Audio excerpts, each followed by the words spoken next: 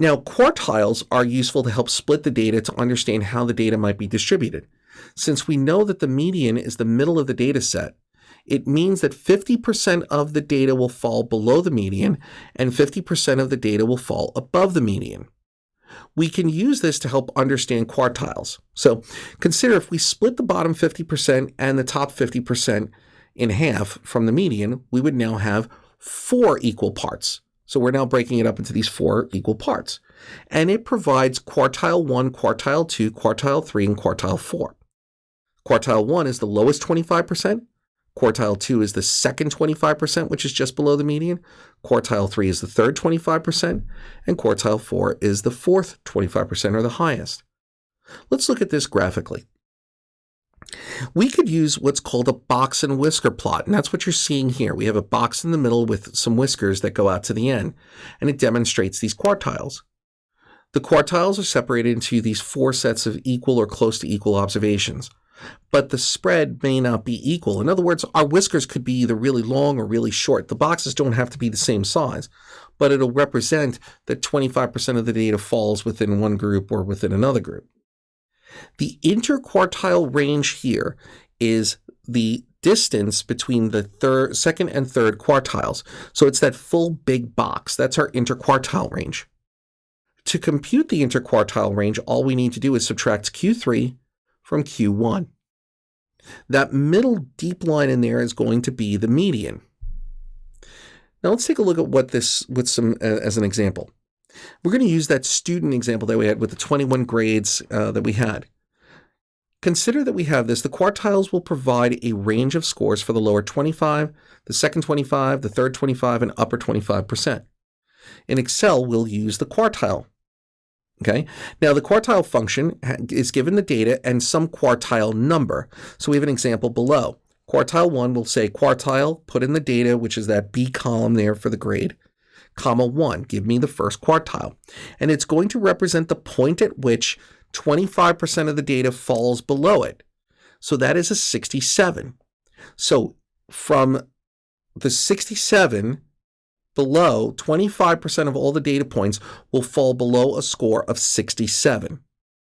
Now, if we take quartile 2, right, it's going to be a 76. That means that 25% of the data will fall between 67 and 76, again, between the first quartile and what the second quartile is. Now, remember that middle line there is going to represent the median. So for some of you may have already then noticed that that second quartile is going to be the same as the median. In the third quartile, we take quartile and then data 3 is an 88.5. That means 25% of the data will fall between that middle line, which is the quartile 2 or the median, and 88.5. And then finally, quartile 4, 96, is going to say that 25% will fall between 88.5 and 96. Now to compute the interquartile range, it's 21.5. We're going to take the third quartile, which is 88.5, and subtract 67. So that middle box will represent 21.5. In other words, its range, the span, is 21.5 points in a grade. And it actually goes from 88.5 to 67. Now, while it's appropriate to say that quartiles are representations of percentiles, and I kind of find that a little easier, it's a bit easier to consider the reverse, the quartile ranges represent their respective percentiles. So quartile 1 represents the 25th percentile because 25% of the data falls below. And quartile 2 represents the 50th percentile because 50% of the data falls below that number entirely. And in the third quartile, that number was 88.5. That means 75% of the data will fall below that line. So we can now represent these as percentiles. The xth percentile represents the number in which X% of the data falls below it. So the 33rd percentile, therefore, is the point at which 33% of the data falls below that value. And the 72nd percentile is the point at which 72% of the data falls below it. Using the percentile function in Excel, we can get those values. So we're going to use equals percentile, the data, comma, and then a value between 0 and 1, which in this case we're using for the first one the 20th percentile, so we're going to put 0.20. and it returns a value of 66.